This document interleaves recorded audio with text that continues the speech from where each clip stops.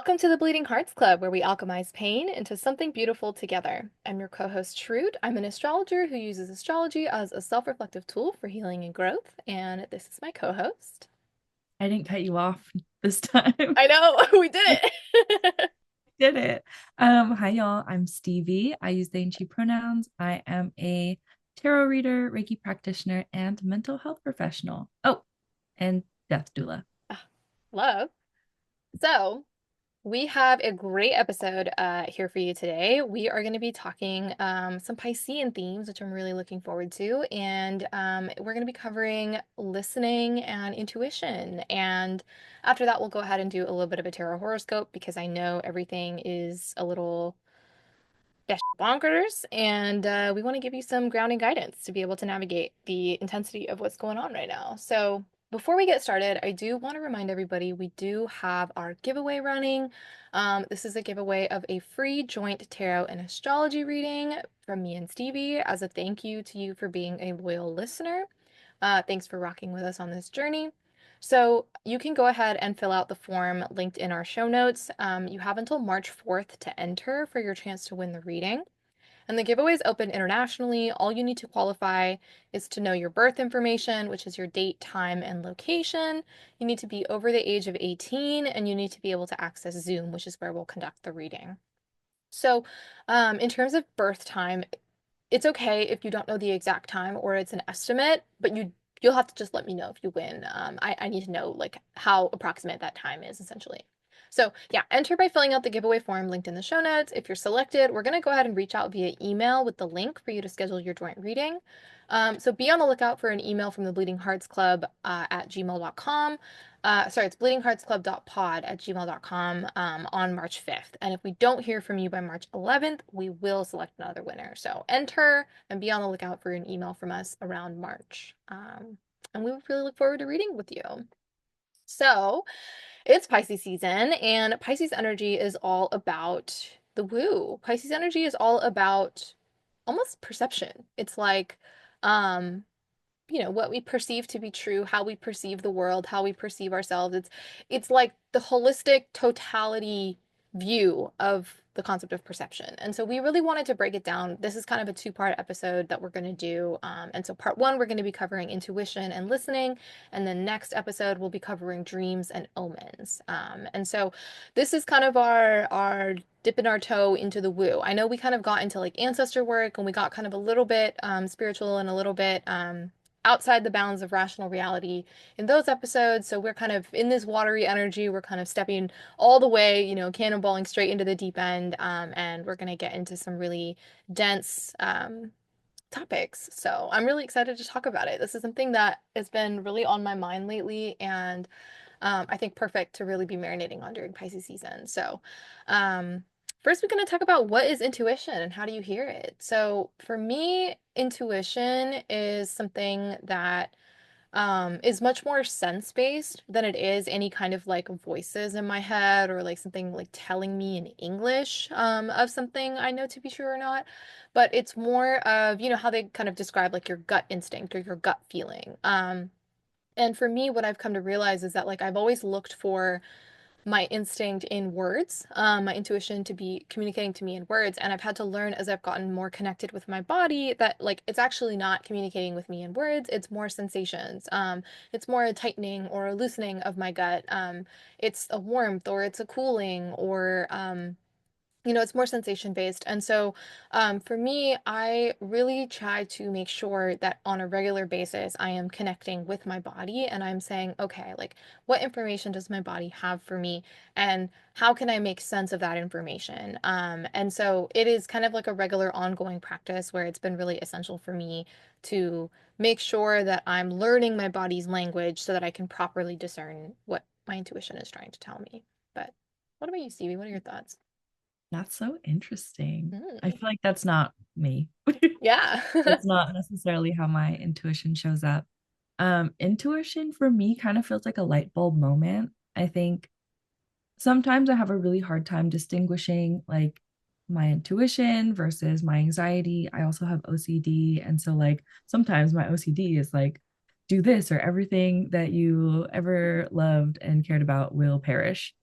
which is not fun.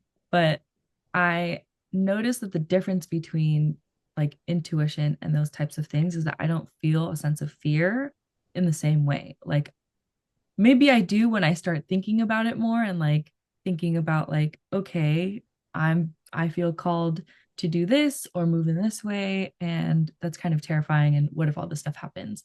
But it almost feels like I'm just going through the day and all of a sudden I think like I should go on a walk today, or I should call this person today, or I should clean my altars today, or just something really random. Or, yeah, it just feels like a light bulb moment and a moment where I'm not experiencing that kind of anxiety or, I don't know, sense of doom, if that makes sense. Um, yeah. So that's how I know, or like how I distinguish, like, okay, this is coming from a place that is important. I think things also like show up in my dreams a lot.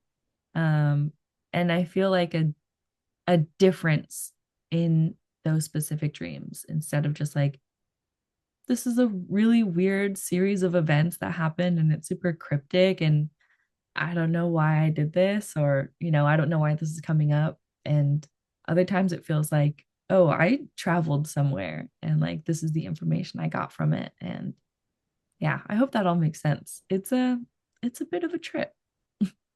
I love the differences between us. I think to me, the astrology is leaping from our answers where I have a Taurus moon. So it's like, oh yeah, my body, like my senses in my body would be the thing. And it would be a little bit more, I don't want to say rudimentary, but like kind of where it's not, my intuition is not this like complex thing. Um, it's very straightforward.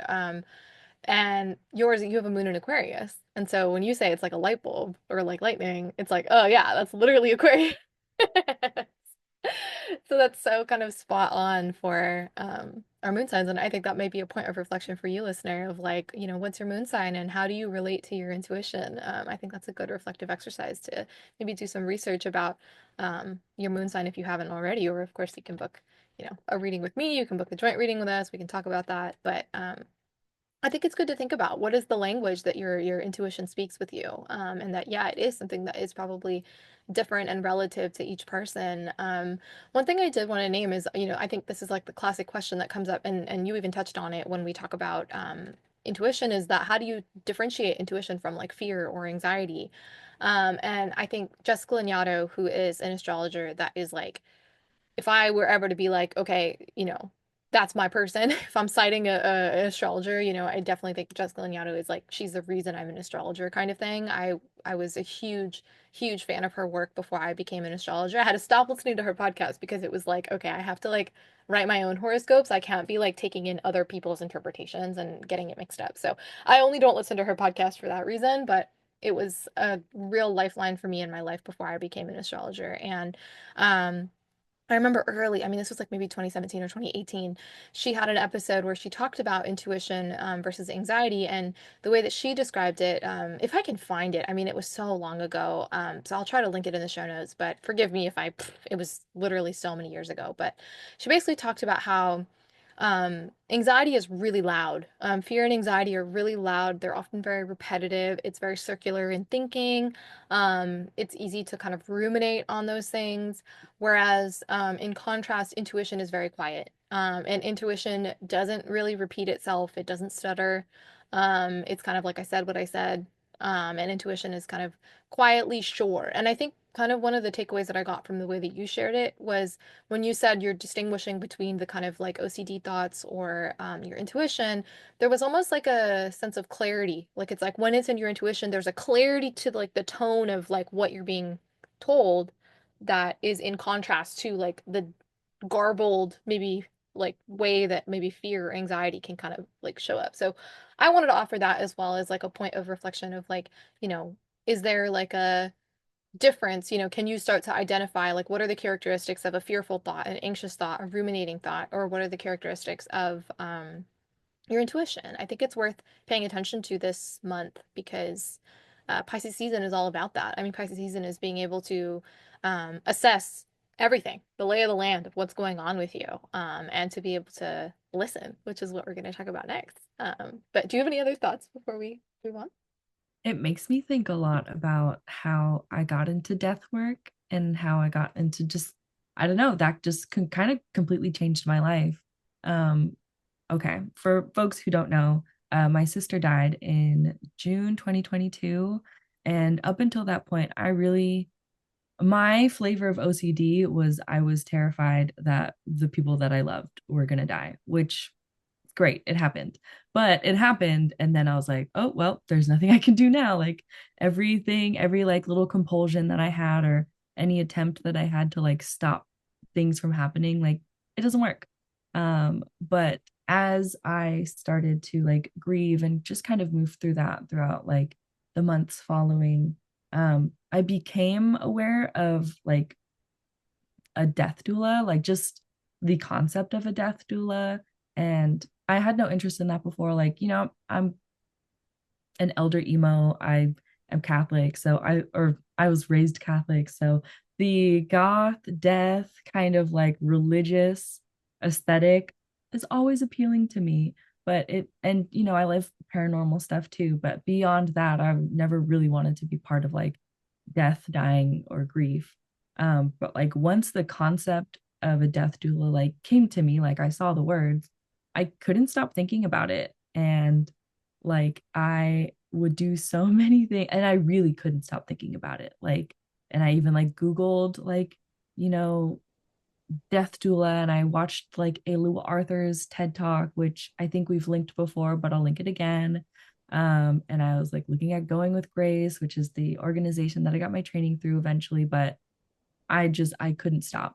And it was really loud, like not loud, but like very persistent. And my anxiety was very loud. I remember like really being resistant to it and like being in bed and being like, I don't want to do that. Like, I but it remember felt that. like I had to do it. And I didn't understand why because, nobody else in my family that I knew necessarily was like a death worker or a grief worker in that way because those stories don't get passed down. And I couldn't stop. And because I couldn't stop, I just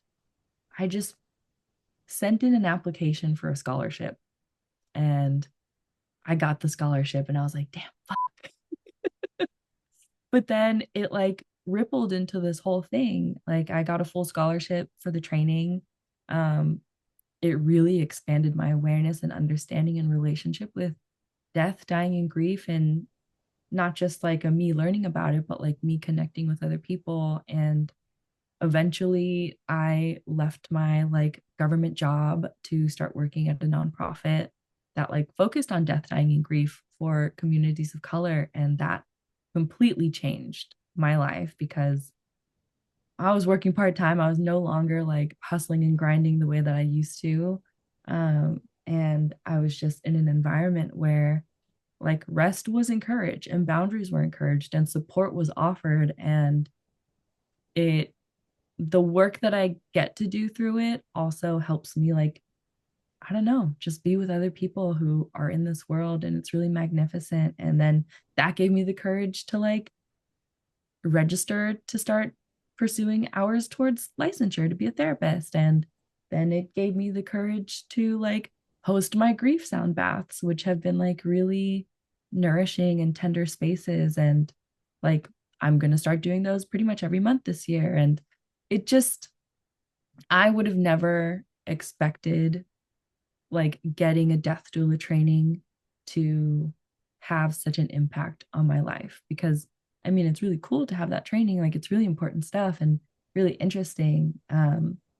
But for me I thought like, oh, the ancestors want me to work with like dying people bedside, and maybe they do, I just like don't do that quite yet.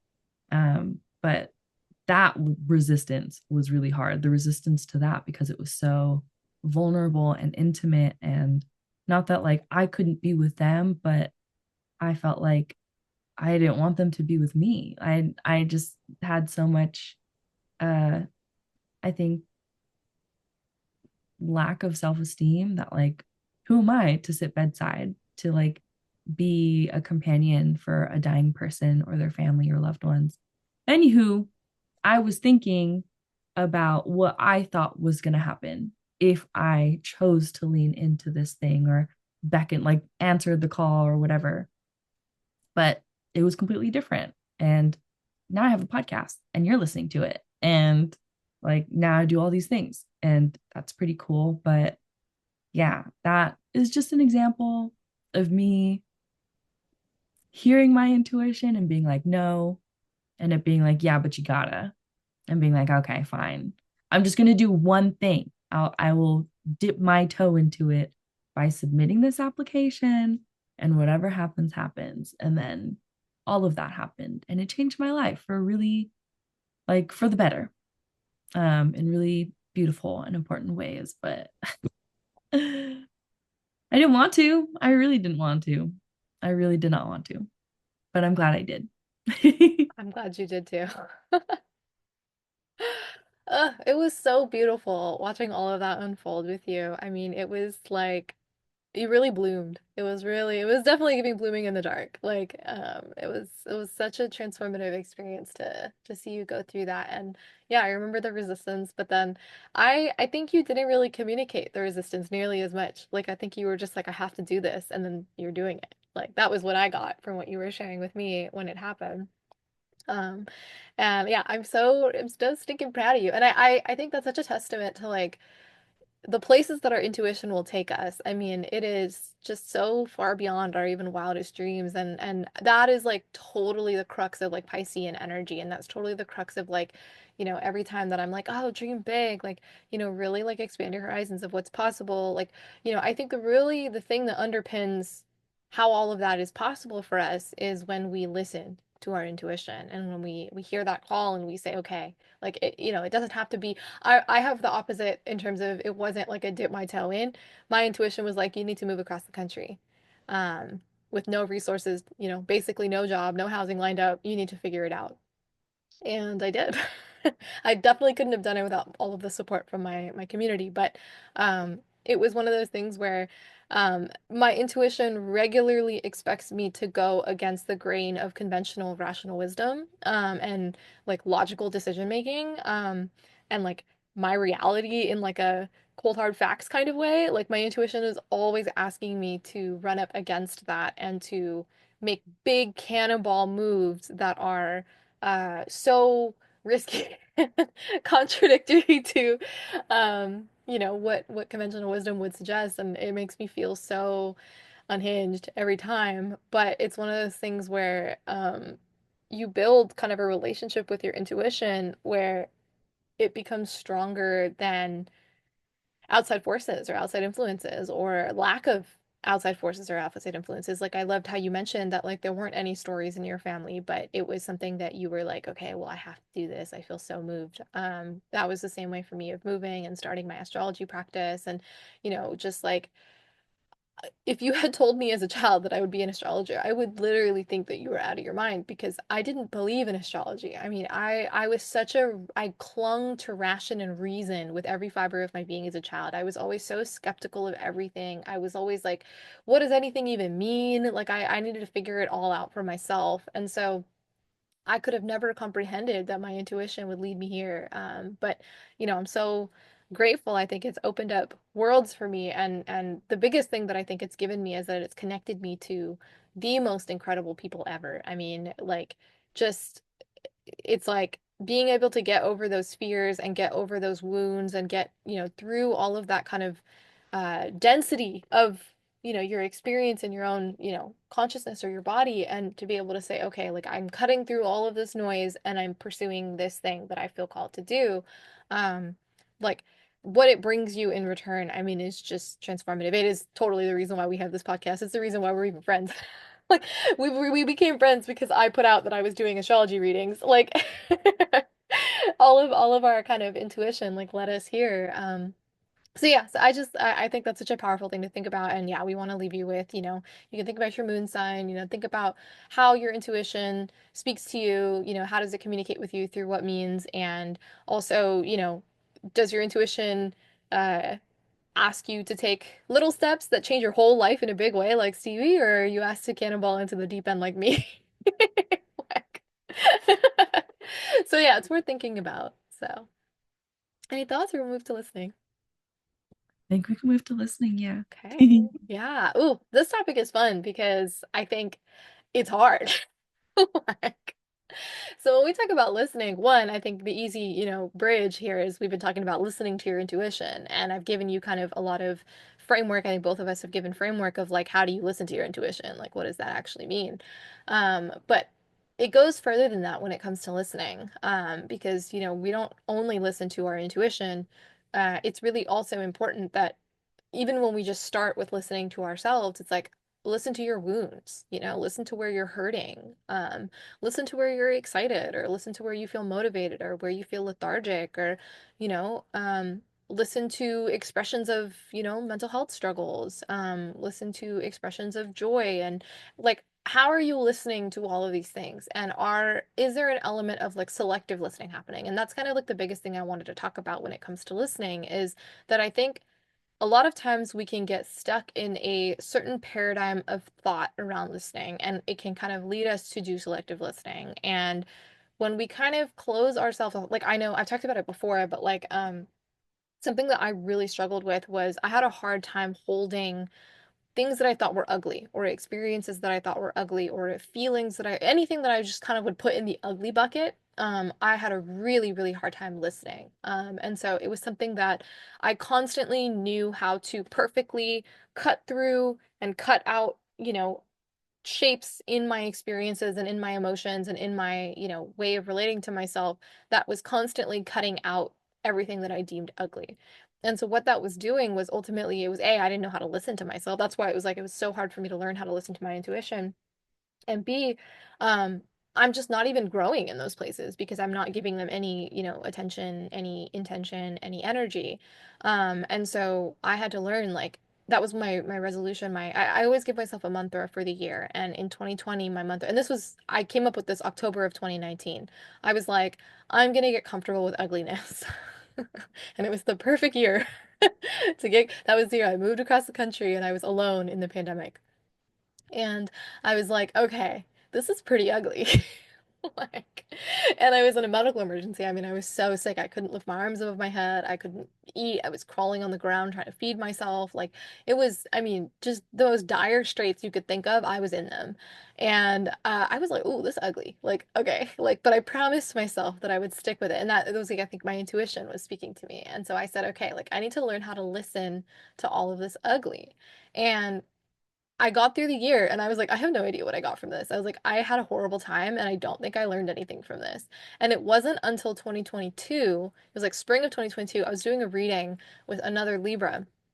And I was basically explaining, because Libras do this. This is like a Libra. I'm not unique in this experience of carving out all of the non-ugly things of my experience. And so I was explaining this to her. And in the middle of explaining it to her, it finally clicked for me what I got from the experience, which is that I can listen to the wholeness of my experience now. And what that means is that it has made me a better listener, not just when it comes to my own self, but in terms of how I listen to others. And so while I could hold space for other people's ugliness, I'm Scorpio dominant, that wasn't necessarily hard. Um, if I was put in situations and relationships that made me feel vulnerable, that made me feel ugly, I had a really hard time staying present in those situations.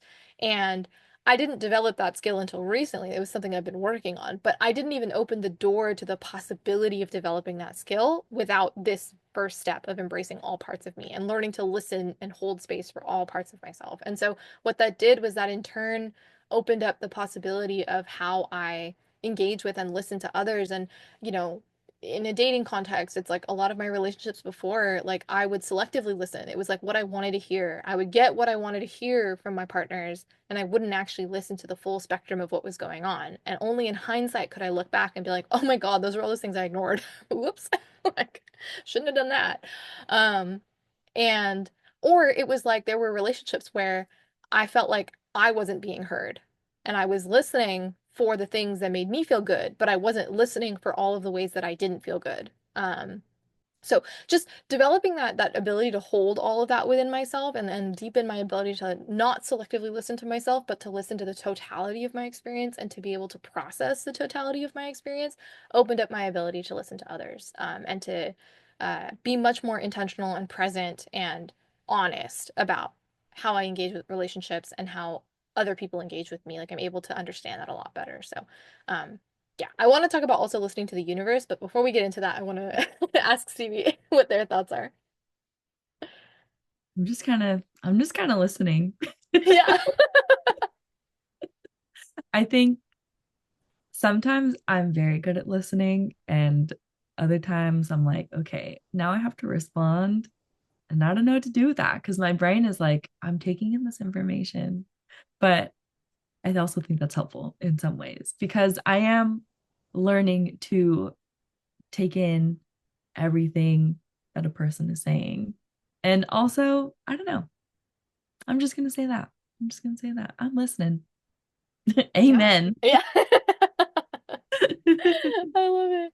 Yeah. What about the universe? I know you and the universe have a very interesting relationship.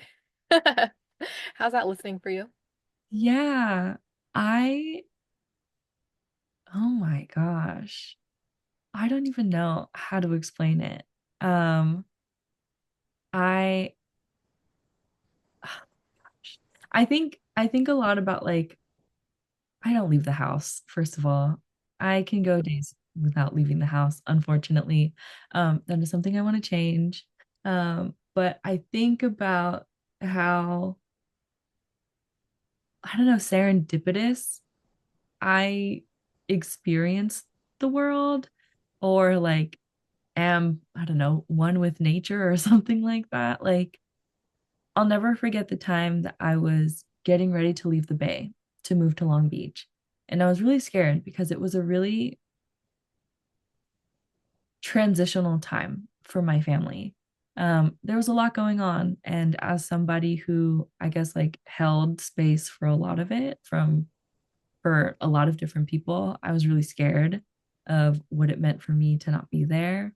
And I remember I was just like walking in my neighborhood and I had my eyes closed while walking. I don't know. I don't know. I don't know why. But I was like kind of just talking out loud, like, I'm scared. I don't know. Like, are things going to be okay? Am I going to be okay?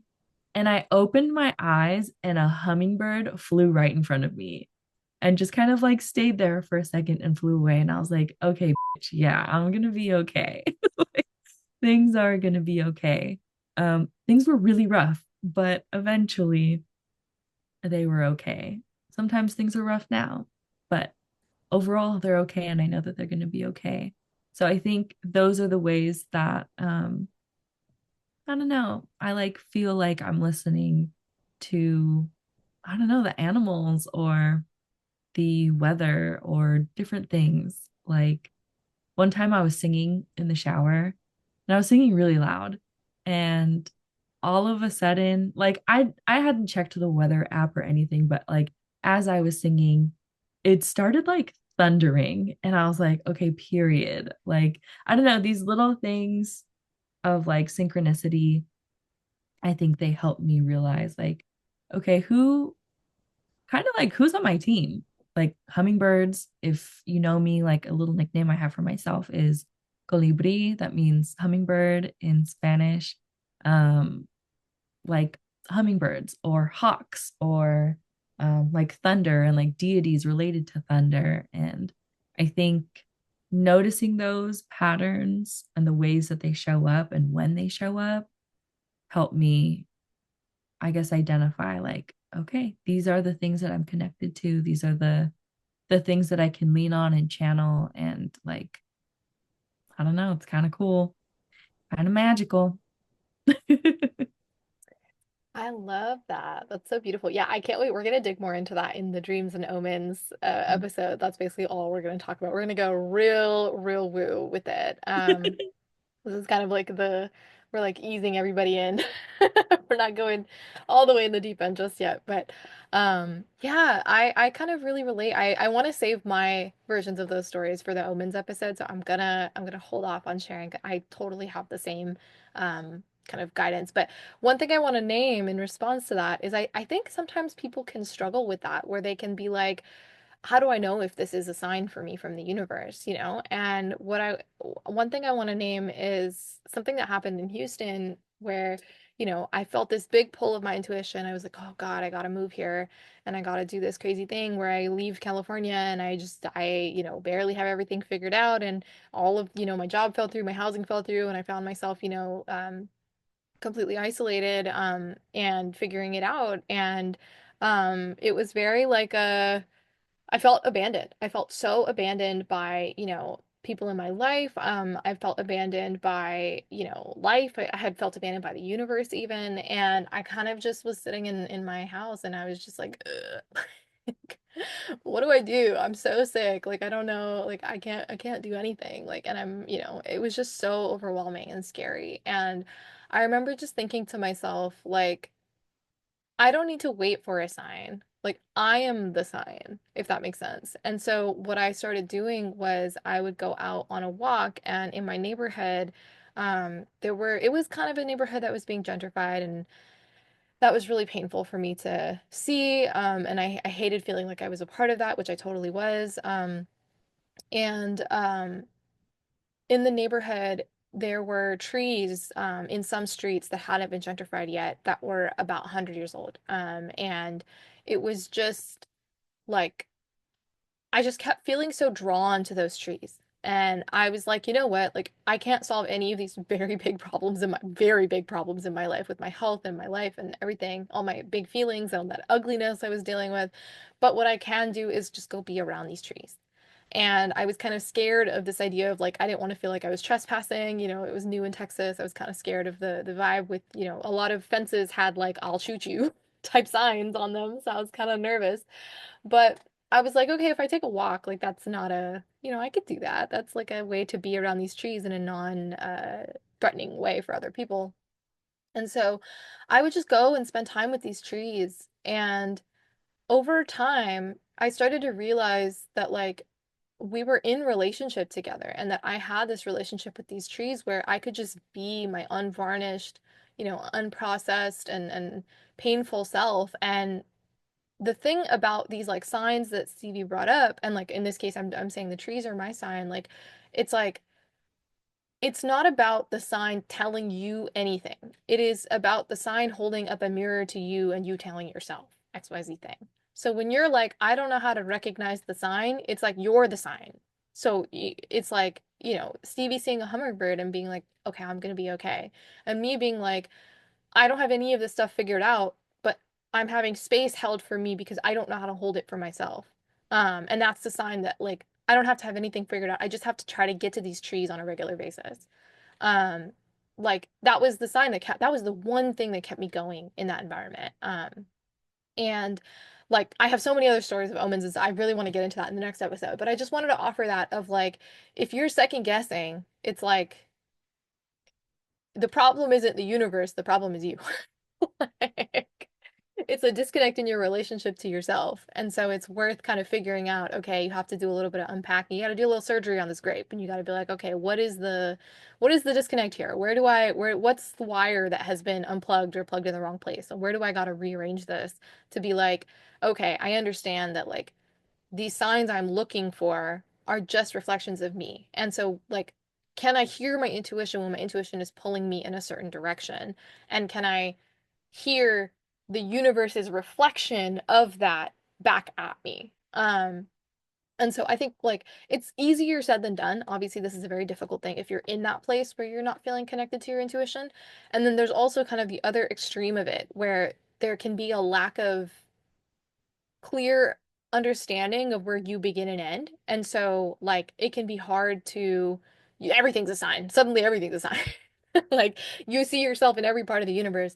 And while that's true, it's like you are like a formed energetic entity, and I think that in my experience of seeing a sign everywhere and everything, what I was doing was I didn't have the recognition of my own energy and where I began and end as like a individual entity. Even though I understood that everything was connected, it was like I had a really hard time finding me in all of that. And so if you are one of those people where you're like, everything's a sign and like that's great and I feel so magical and connected, and it's like, yeah, okay. Can you connect to yourself? Like, what does it look like to look for the signs in your own body? Like, let's stop looking outside, let's stop looking at the universe, and let's look at what are the signs within your own body? And so that's where it's like for me, that was why my intuition speaks to me through my body. That was like my lesson that I had to learn of like, okay, I have to stop looking outward for confirmation of what my body already knows to be true. And I have to start really appreciating the wisdom and the medicine that like this corporeal reality has to offer me. And when I say this, I'm pointing at myself. So I would encourage kind of like, depending on which side of the equation you're on or what end of the spectrum you're floating around, really kind of think about like at the end of the day, you are the driver of it. If you think about like the magician card in tarot, like, you are the agent using these elements to make magic. You are the one who transmutes. You are the one who makes magic possible. And so it is through you that these things happen, and to just kind of remember your place in that process. So. Period.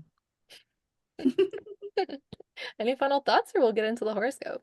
No, no thoughts. Just listening. Yeah, just listening.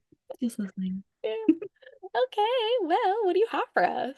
What tarot deck are Okay. you using? Okay. Today I'm using the Radiant Wilds Tarot. Ooh, The box is so dusty right now, but I'm gonna hold this up. love. Love the art It's on that one. very, very dreamy. It's the Inner Desert Dreamscape one. Um, this deck is by Nat Giersberger, I think. We'll link it. It's really cool. Very eerie, very dreamy, very surreal. But okay, I pulled three cards. I'm just gonna get into it. Each card in this deck comes with like an affirmation, so I'm gonna say that too. But the first card is Queen of Cups. Woo! It's so colorful and beautiful. We're gonna post this on like TikTok and Instagram and all that good stuff. Okay. So the affirmation for this one, the affirmation for Queen of Cups is I am attuned to my emotions and act kind with awareness. Oh, awareness. Some of the like key features of this card are like nurturing energy, intuition, compassion, that inner wisdom that we are always second guessing, and awareness. I feel like this card represents like energy, somebody who's highly attuned with their emotions without allowing their emotions to take over. Like, sometimes we have our emotions and I don't know, we kind of black out. I don't know if that's a common experience, but that is something that I have witnessed and have like experienced myself. Sometimes you're just not in control, and that it is what it is. But in this case, it's a more balanced way of relating to your emotions. Um, Cups, water, energy, water, feelings, water. Like it's a very watery vibe. And I don't know, I'm digging my background right now. This is very like watery. It's very blue. I love it so much. But so okay, I'm trying to figure out how to like kind of go into this like envisioning. I don't know. So if your true emotional state, like your honest, authentic emotional state was a body of water, what would it look like? Shroot's all smiling. Um, yeah. Is it like a big ocean during a storm with really dark skies and huge waves and it's raining and well, those like terrifying like like ship videos on Yo ho. those We are all they haunted. really they really do get me. I fear for those people who just like sea voyagers. I am terrified of it. Does it look like that with that audio in the background? And like, what is that representing? Is it representing like fear, anxiety, oh, anger? I don't know. Doom, a sense of doom and oarfish, like just like floats up to the surface. Yeah, if there are any like sea creatures, what's there too? Or is it like a peaceful tropical?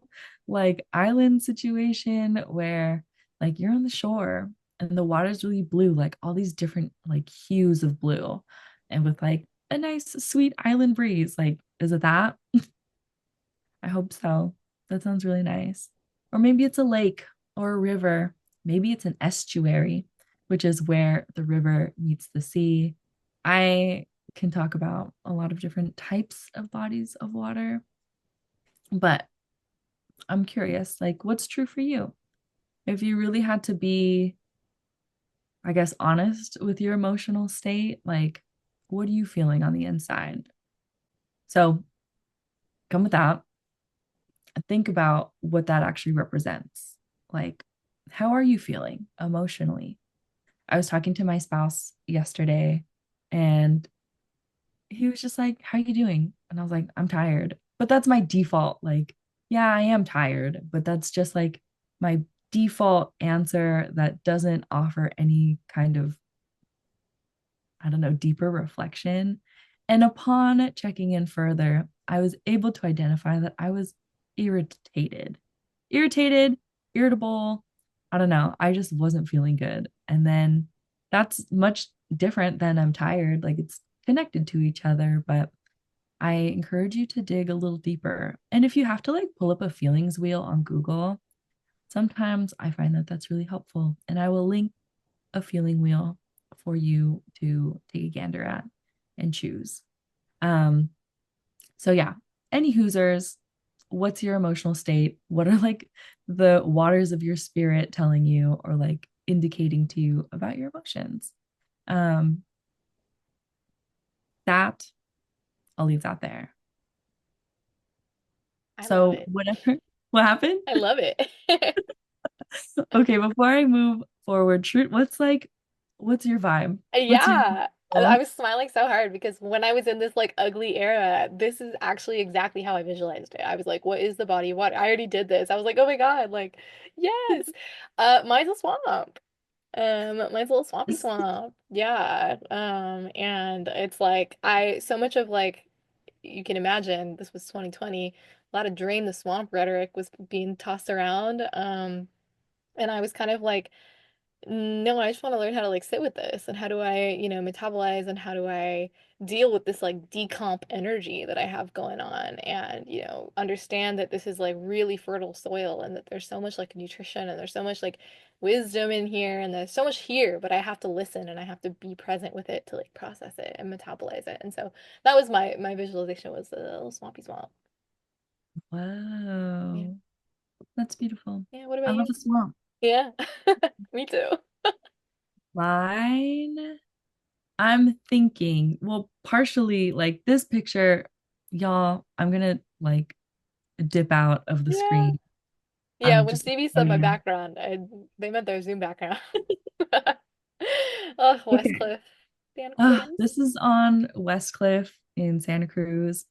It is a very particular like part of Westcliff where I could drive up to and I could like walk down the cliff just a little bit and literally just be, I don't know, so close to the water. I've never actually like went down the kind of like rocky area because there was like sometimes like a spot where like there was just sand. Like the tides hadn't like fully come up yet. And you could like be there on the beach. I never went there, but this place is where I would go and I would just sit on the cliff itself, like on the rocks and just kind of like take in the waters. Um, I would say right now it looks like that. Maybe there's a little bit of sea foam.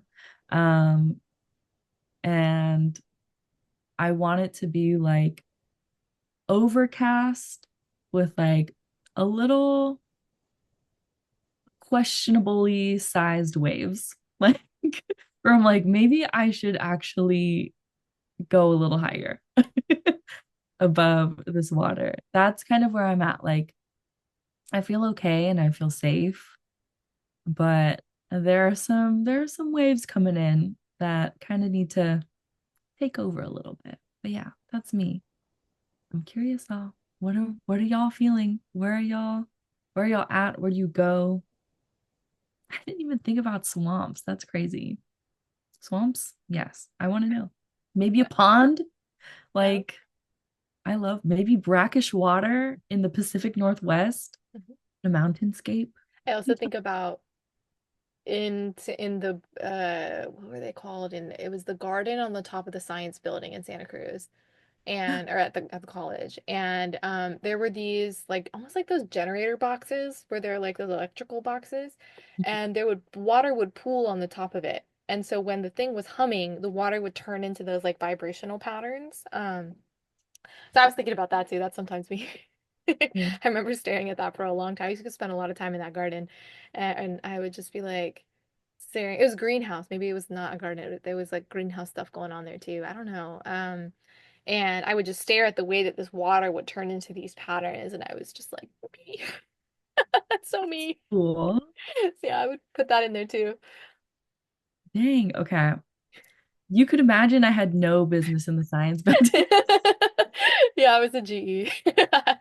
I found it my No, that one was of my there. last semesters there. So Okay. Dang. Okay. yeah, That's I'll show you pictures. It was beautiful. yeah. Okay. Cool. Cool. Cool. All right. Thank you. Thank you for indulging me. So this like current waterscape situation, that is something that is constantly changing, kind of moving with reshaping with your like emotional state. And now I want you to think about something much more quiet. Like bring yourself to a body of water that's still and quiet and peaceful, somewhere that's safe. During a ceremony that I had, I was instructed to envision a cenote, which is like a natural sinkhole. Um, like, I don't know, something that happens when there's like a collapse of limestone and then it exposes like groundwater. I don't really know, but it's very common in like Mexico, Central America, I think, question mark, just places in the world. Um, this is the kind of place that is like something that always exists in you at all times. And maybe you've been there before. Maybe you haven't been able to tap into it, but like this is safe. And during that ceremony, it was the place where my inner child lived. And so that is where she felt safe, where she felt like she could play and be herself. And like, I wonder what that looks like for you or where you would go. This is the place that I think this card wants you to kind of tap into and just watch from. And I guess since we're talking about listening, like listen from, because when we're in our like really choppy waters or our swamps, who knows, maybe a swamp is like your your sanctuary and that's totally real and I love it. But like if we are moving from our emotional state and especially a heightened emotional state, it's hard to really listen. It's hard to sink in and I think look beyond our personal experiences and our personal, I don't know, vengeance, like is what came to mind. So in this place, I'll use mine like in this cenote, like I'm able to see, okay, these are my feelings. This is what like I experienced. These are my thoughts around it. Here's a place that I can hold that really compassionately and lovingly without, I guess, like fully being sucked into it. Because when that happens, I don't know, you're out of control again, or I'm out of control again. And I'm not moving necessarily from a place where like I feel grounded. Like maybe I feel justified and maybe righteous, but I don't feel grounded. And potentially I'm not moving from like a value based place. I hope all of this is making sense. This is very watery. So like I'm just like trying to put it in a container.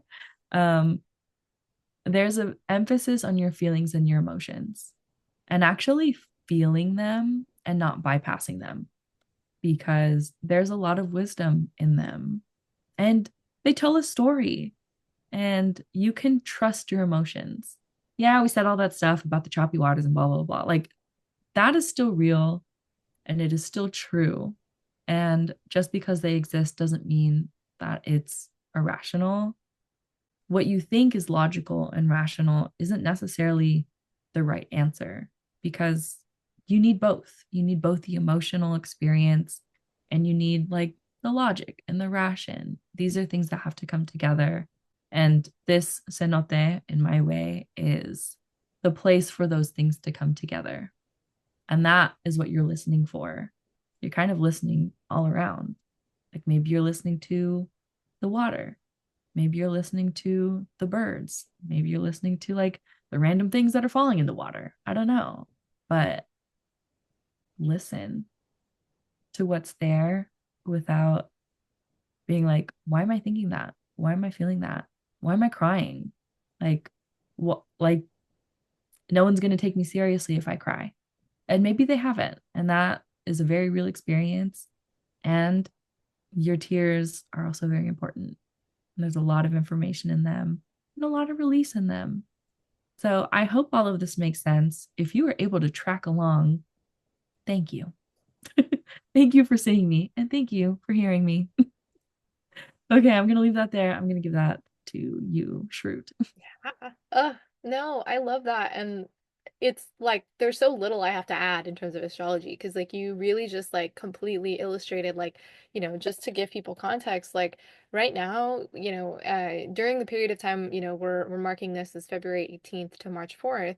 Um, we're gonna have in this period of time, we're gonna have the sun, Saturn, Moon, Mercury, the North Node, and Neptune all in Pisces. Like it is potentially the most Piscean times of our lives.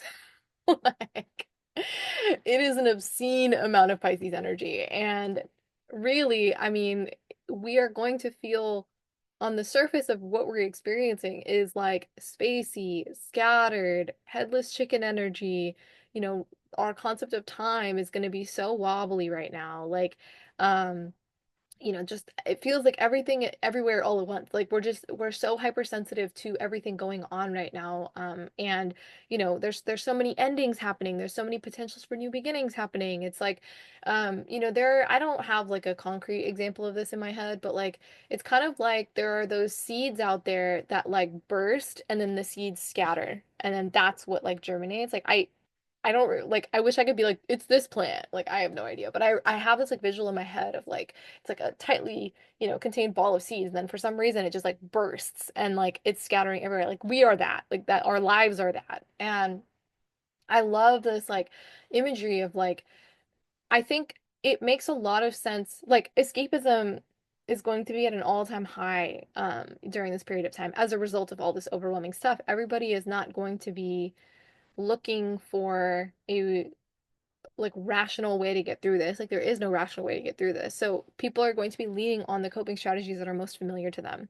And what we are trying to say is that you do have an opportunity here to leverage, you know, connecting to, much more spiritual and much more like envisioning, and connecting to your imagination and using that as your tool of escapism and using that as your tool. And like instead of it being escaping your feelings, what Stevie's saying is using this visualization tool as a strategy to hold your feelings and to be with your feelings in an environment that is safe. So it's kind of like if the world doesn't feel safe right now, your imagination can hold like so much safety for you. And you can also use visual cues. So like Stevie having this background every time we do this podcast, I'm sure and obviously you guys can't see it if you're listening, but like it's just the most gorgeous shot of West Cliff ever. And it's such an iconic spot. If you're ever from Santa Cruz, like or like went to college there, like this spot. Like and the tree and the house that's right next to the tree. It's just it's like it feels like home in a lot of ways. I mean, I just love that spot so much. It feels like a little checkpoint, like a save spot in a video game in your favorite. It's like your favorite save spot in a video game. That's what that image feels like when I look at it too. And I just think like, Stevie uses his background when we do this podcast, and it's like almost like an anchor of safety, like that Stevie kind of holds on to. And I love it as well. I definitely feel that way looking at it. And I have my phone background. My lock screen is always some type of grounding affirmation. Right now, it's oracle cards. which is fun because I'm moving away from words and more into like imagery and sense-based stuff. I'm trying to move away from words. But behind it is a place in California. It's called, I want to say it's called Table Mountain, but it's like near Chico. Like it's like really like niche. Like this isn't like a popular spot, but it's like a butte basically. And it's like this environment where at the top of the butte where you have to like drive up it, it's like a big flat mountain. You drive up it and you can like see all around. It's wild. The visual is wild to kind of see everywhere. And then there's wildflowers at the top. The whole thing is just covered in grass and wildflowers. It's like this like plain at the top of this mountain. It's just so lush and beautiful. And then there's this path at the back of the mountain where you can kind of climb down this rock face, and it's very dangerous. And I'm sure people have like died or slipped. It's very dangerous. But like plenty of people do this. Like there's always crowds. And there's a waterfall right next to it. And so there's like a waterfall off this butte. And then it like leads into this like lazy river where there's like a forest along this river. I mean, it is just like I remember going there when I was in high school with my family and I was like, this is my happy place. This is my checkpoint. Like this is my like, when I need to go somewhere safe, like when Stevie was saying like if the swamp is like, the place where I'm processing, it's like the place of calm, the place of ease for me is this specific like this viewpoint of being at the bottom of this butte where you can see the wildflowers peeking from the top. You see this waterfall, and then there's this lazy river that's just gorgeous and like green, and then the trees are just so beautiful, and it like feels like a what is that place?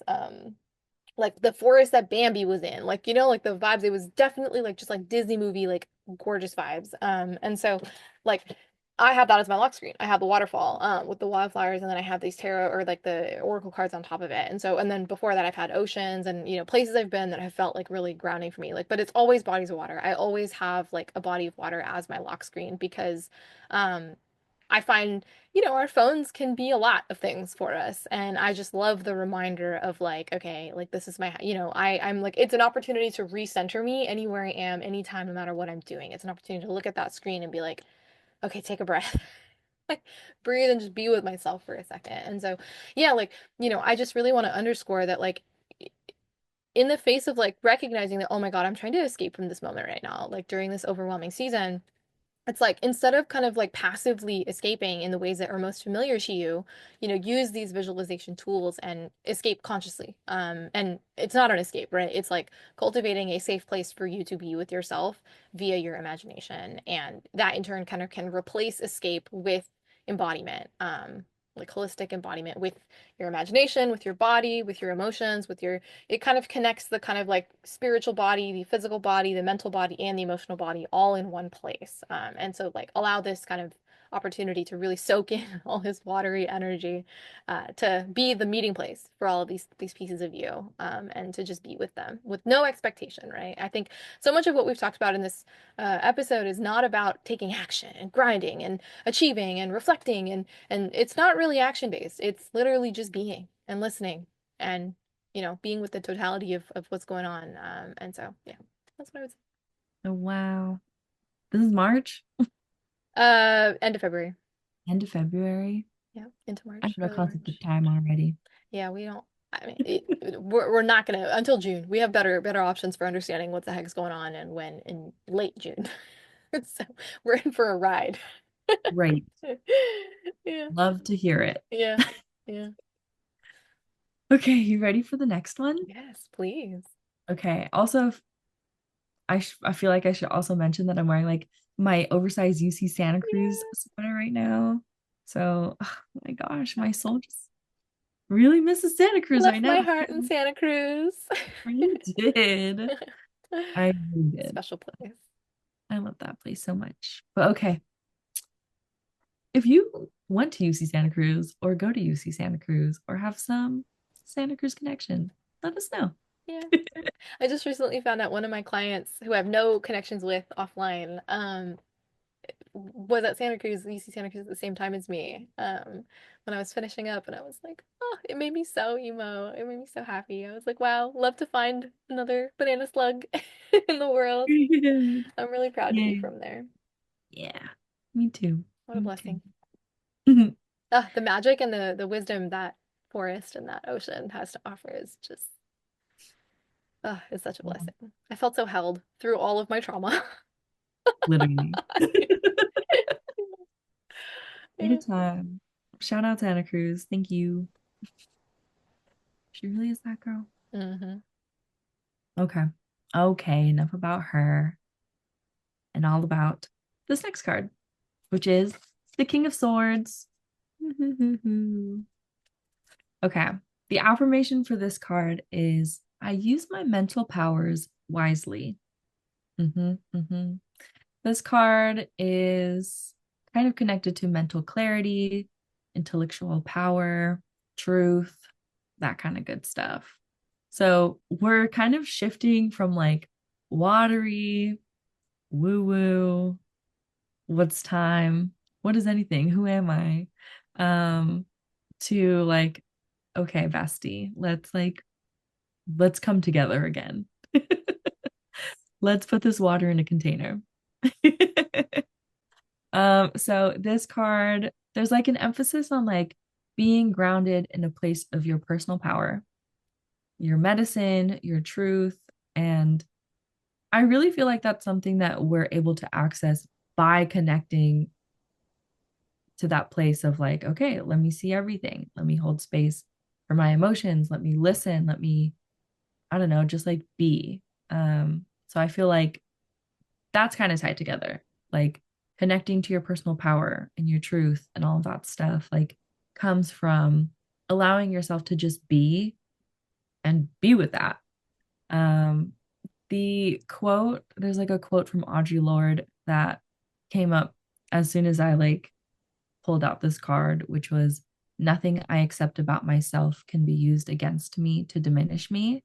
And I, as a Libra, have really like held on to this quote because I'm always thinking like, oh, they hate me. Like these people hate me. They're going to hate me because I do this or I say that or all of this stuff. I feel it when I'm talking in this podcast all the time.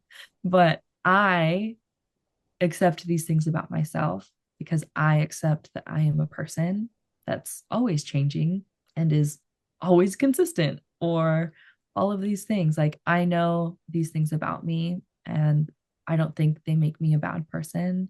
And I don't think, I don't know, just like being human is a fault within itself or something that, like, I don't know, it's not, I guess, an insult if someone says, you act this way, you do this too much. Like that just, I don't know. Yeah. I want to give that to you too. Like maybe you know certain things about yourself and maybe you don't like them because you're worried about how it's going to be perceived by other people. But I encourage you to bring some compassion to those parts of yourself and love to those parts of yourself and just accept, like, okay, it is what it is. And that's okay. And if I want to change it, I will. But that's going to be a work in progress in itself. So I don't know who needs to hear that. I know I definitely need to hear that. Um, but it's this card is giving that, like, okay, you're a human, so what? That's great. And I love that for you. And I love myself because of it. And if other people have a problem with that, that's literally their problem and it's not mine. So, period on that. Thank you, Audre Lorde, for everything, everything forever. Um, this feels like, okay, coming back to this, I think, practice of making space for your emotions and your experiences. Now it's like, okay, now I'm balancing these things. Now I have collected all of this data that I've listened to. And now I'm going to kind of like put it together to help me gain greater clarity of what this situation is, who I am in this situation, and potentially what even needs to be done. So the practice for this card is to zoom out, like, okay, I've listened. Great. I have all this information. Now I'm going to zoom out and I'm going to hold space again, but in a different way. I'm going to look at my own emotional experience and just wait. I'm holding space.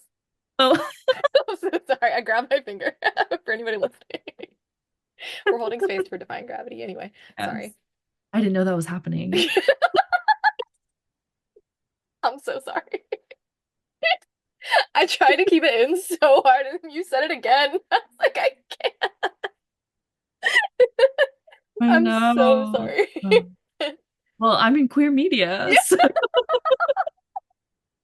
what can I say? Okay. Okay, okay, I'm okay. so sorry. Good.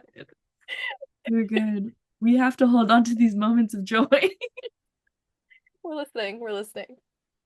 We're listening, we're learning.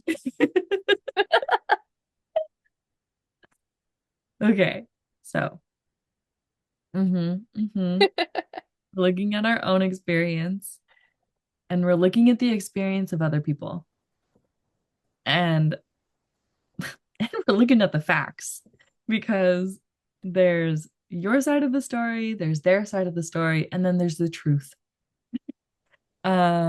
But I mean, I always feel like we kind of can't really tap into it. The truth is so different. It feels like such an inaccessible thing that we're just trying to like put together. And I really want to emphasize, I'm going to say it again, holding space for the experience of others without you using it as a way to come up with rebuttals. Like, who does that?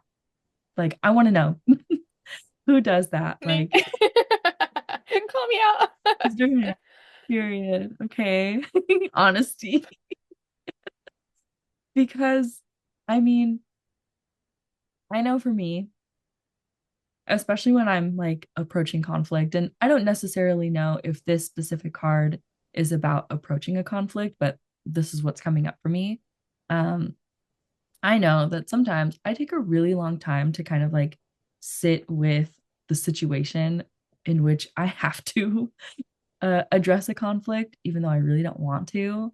And I take so much time to like internally process, I don't know, all the little bits and pieces about it, especially when it comes to preparing and almost like rehearsing what I'm going to say and anticipating what another person is going to say. Like I can say, you know, when you did this, I felt really hurt. And then they might say, well, when you did this, I felt really hurt. And then like sometimes I'll kind of play those situations in my head and be like, well, you should feel that way because like you did this or you said this. And like that's not really what we need to be doing here. That's not really, it's still coming from a place of like prioritizing your experience or only looking at it through the lens of your personal experience, which again is still valid. Like your experience is valid, your emotions are valid, and they're important, and all of that good stuff. And we still need to find the, I don't know, a way to set that aside, put a pin in it, and really just accept, like, okay, this person had an experience. And in that experience, this is what I did. This was my role in it. And it doesn't mean it's diminishing or invalidating any of your experience. Like these are just two different experiences that are very real, regardless of whether or not you feel defensive about it or don't agree with it. Because again, their experience is real and it's also guiding their actions in the situation, just like your experiences are guiding your actions here. So when we zoom out and like take all of that, I also feel like we need to kind of like look at the sequence of events, kind of like trying to tap into an objective truth um, as much as we can. But looking at the sequence of events, like, okay, this happened, and then this happened, and then this happened. And maybe this is where things got lost, or maybe this is where things became like, I don't know, muddy and we kind of lost each other. So I hope this is all making sense. Zoom out, take it all in, and use this information to inform your decisions moving forward. Again, I don't really know what's going on per se. Maybe it is a conflict. Maybe it is like a pattern that keeps getting like repeated. Maybe the astrology can like shine some light on this, but those were some directions. Do with it what you will. I'm just the messenger. Okay, should we take it away? Ugh. I was like leaping out of my seat. I was trying so hard to like not freak out because it's so wild. Like again, I really want to emphasize we do not talk about this in advance. We will try to structure like the first half just so that we don't yap too much and we still yap too much most of the time. But in terms of like what I have to say about the astrology and what Stevie has to say about the tarot, like these are not things that we coordinate at all. And it's just like every time it's so bang on. But what you're describing and what I wanted to get into after just talking about Pisces season as a whole and all this Pisces pileup is that, Pisces has a ruling planet. And yes, in the modern system, Pisces is ruled by Neptune, and Neptune is part of this whole planet. So we've already kind of covered the Neptune side of things, I think. Um, but in the traditional system, Pisces is ruled by Jupiter. And Jupiter is no longer retrograde in the sky. She's moving forward again, and she's finishing up her run in Gemini. And I think that everything you said about the intellectual, about the zooming out, about taking in all the information and kind of making a decision or just like taking in all of this information into account and kind of sorting it from there, like that's so Gemini. Like that's so, and then like allowing that sorting process to bring you clarity. That when you said clarity, I was like, you don't even know how spot on you are with Jupiter and Gemini ruling this Pisces season. Like that's literally like if I were to say Jupiter is in Gemini and it's ruling this Pisces season, every single thing that Stevie said is like the definition of that. I was like, this is so spot on. It's wild. Um, and so yeah, so it's like it's basically just like this opportunity to be like, okay, like what do we have here, you know? And so much about Gemini energy, again, it's not about action. It's just about recognition. It's about awareness. Like, okay, am I clocking? Am I seeing things? Am I reading properly? Am I assessing the information accordingly? And also that idea that multiple things can be true. And when you said, I don't know if it's about a specific thing, I was like, no, it's about everything. This can be applied to any situation because Gemini and Pisces are the most vague and broad signs in the zodiac period. Like, there is no way to pin this down into. I love the examples you gave. I think they were really accurate. But like about so much more than just that. It's literally you can relate this concept to any situations you're in. I promise you. It's relatable to be able to say, okay, I've listened, I've assessed the situation, I've taken in all the information, and now I'm zooming out and I'm looking at everything. The kind of imagery that came in my head when you were first talking was um like we are snow globes that have been shaken up, and we're kind of waiting and watching the settling of the snow globe, and we're like, okay, what's here? What am I looking at after this, like the snow has settled in the globe? So like that's kind of the vibe that I get. And so yeah, like really just don't forget that like, you can tap into this intellectual reasoning capacity within the scope of holding all of these various truths and all of this information. Like you do have the capacity to have access to that. Even though it obviously can be difficult. Not everybody has Gemini or Pisces placements. Not everybody lives like this. I know it can be difficult, but while Jupiter is in Gemini, while all these placements are in Pisces, you do have this opportunity to be able to hold all of that. And so I do encourage you, in the face of the overwhelm, in the face of the desire for escapism, really create that space, listen, be imaginative, and then take all of that information and zoom out. Because it will just give you so much clarifying perspective about, so much of like, I think we talked about this in the last episode, but like we have this really powerful opportunity this year because of the North Node and Neptune conjunct in Pisces to really rewrite what we believe to be true.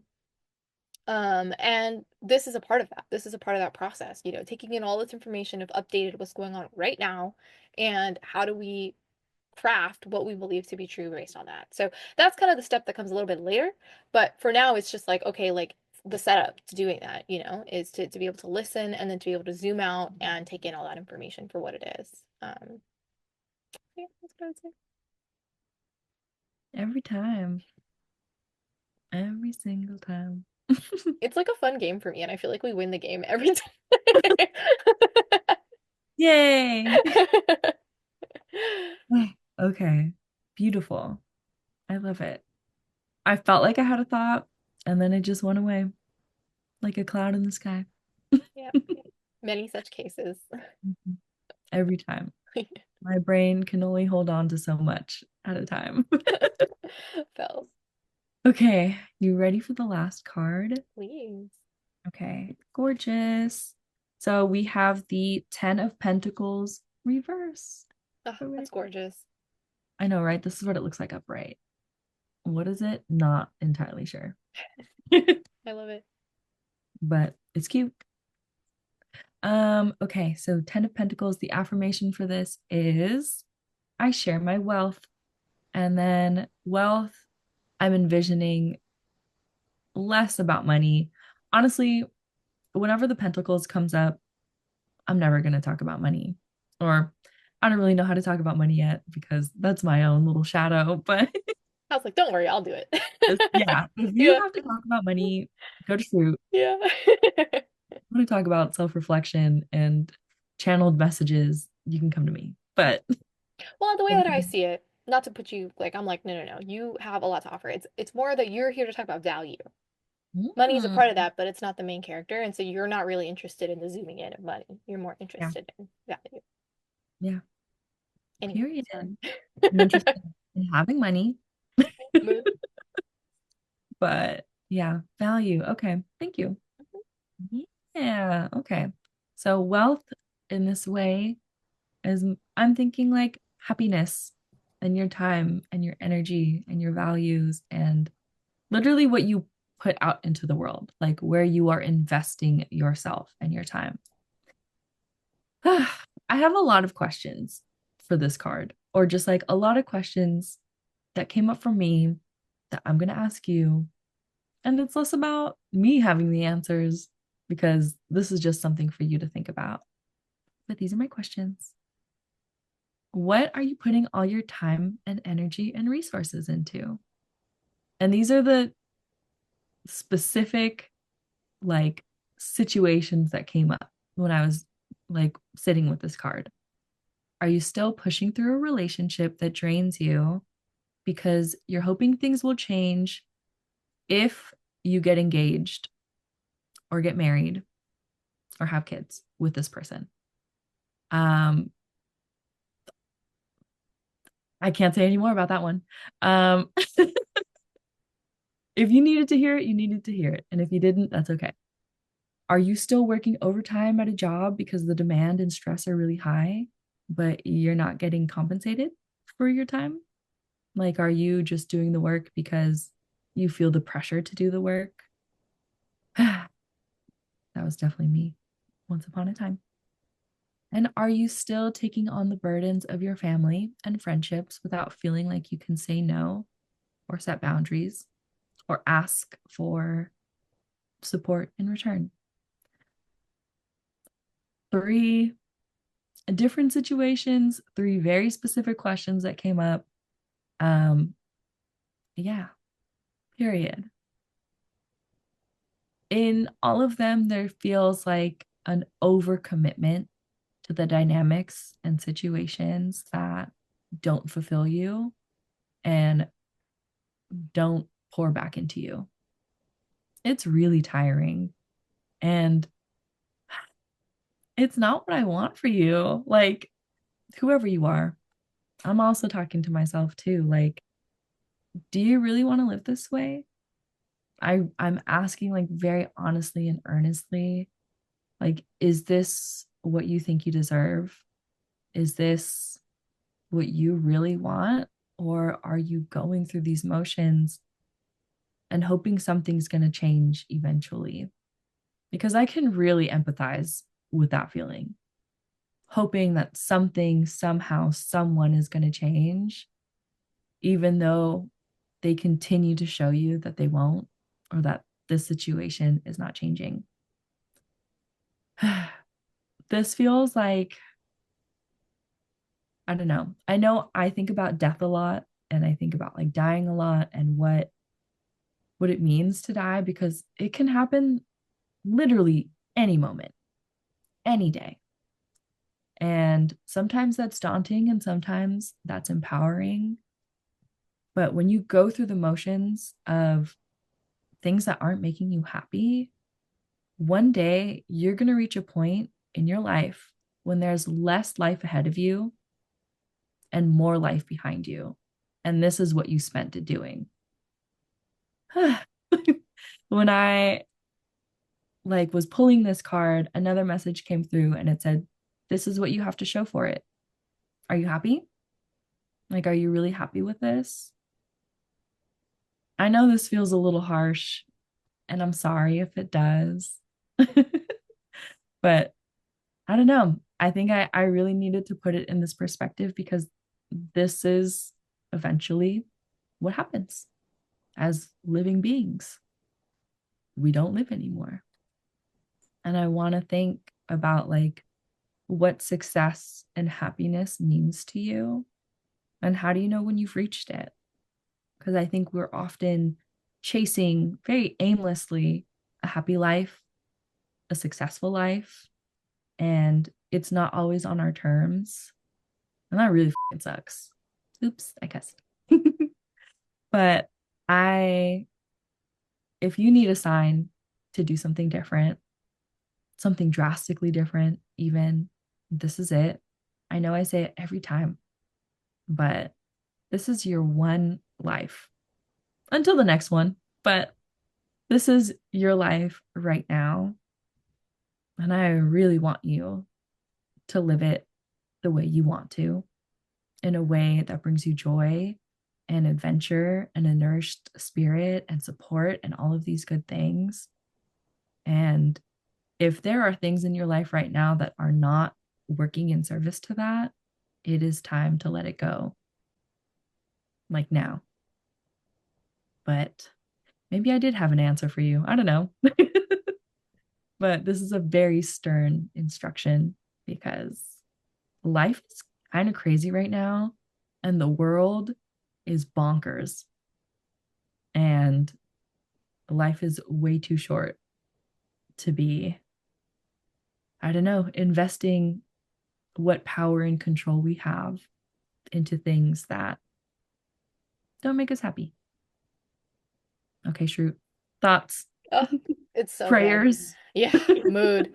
Um, so there's one interesting situation happening here that I think perfectly ties in what you're saying, which is that we've been in a Mars retrograde for a minute now in Cancer. And Mars stations direct on February 23rd. I should have checked that before I started speaking. Yes, 23rd. February 23rd, Mars stations direct. And Mars is in Cancer right now. And I think that is such a good representation of this overgiving of yourself to situations that are not pouring back into you, that imbalance there. I think um, there's also a piece here that Mars is the planet that rules Aries, and we have Venus, which is the planet of relationships, in the sign of Aries. And on March 1st, Venus will be going retrograde in Aries. And I think that there is a connection there between pouring ourselves into situations, putting all of us time, effort, energy into situations where we are not recognized for our authenticity, where we are not poured back into and appreciated for who we are and what we have to offer. And so, like, this transition, there's going to be a couple days during these 2-week period where, Mars is going to be direct, freshly, it's stationing after having been retrograde, and then Venus is stationing about to be retrograde itself. So they're in this kind of weird, wobbly place, perception wise, where as we move forward, we have this opportunity. So, up until this point, we've been like, this isn't really about taking action. This is about taking action. This is where, okay, you've gathered, you've listened, you've internalized, you've assessed the situation intellectually, and now it's like, what do you want to do different? And specifically, what actions, how do you want to change how you show up, what energy you're investing where, and in turn, how is that going to change or shape the relationship dynamics that you're in where you don't feel like your authenticity is recognized? And so the goal here isn't to take action, receive success, move on with your life. The goal here is to take action, which then transforms the dynamic. And then you have to reflect through this Venus retrograde. How is that dynamic, working for you? Do you like it? What actions can you take to make things differently? How do you have to communicate? All those kinds of things. Like, this is more of like an experimentation period when it comes to your relationships, but the experimentation period when it comes to your actions and your energetic investments, that's over. Now it's just, what are you doing differently? And so really kind of hone in on that action, reflection, reviewing when it comes to your relationships, but action when it comes to your where you're investing yourself personally, what choices you're making.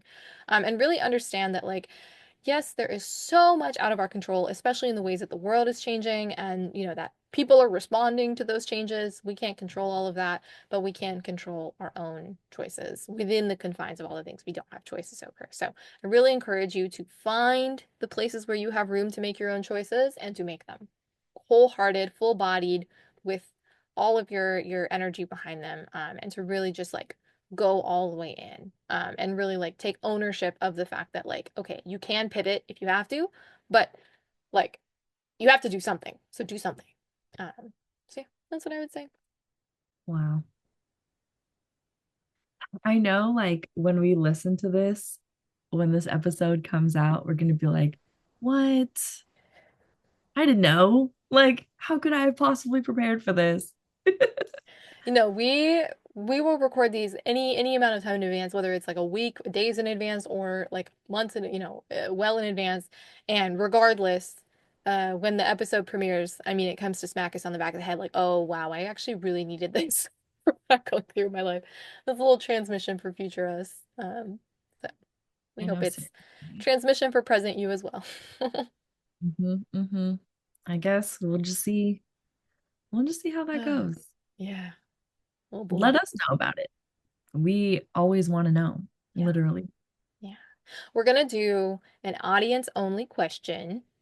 No, an audience only episode coming soon after part two of the omens of it all. So yeah, send us your questions. It's a great time. You're gonna hear them in March. And we would love to um help you. And we would love to hold some space and defy some gravity together. So, either email us at bleedingheartsclub.pod@gmail.com, or you can DM us on Instagram, bleedingheartsclub.pod is our at. And you just want to give us like a paragraph of like what's the situation, what's the context we might need, and your birth information if you want to have that be a part of the reading. So, yeah. Any other thoughts before we wrap up?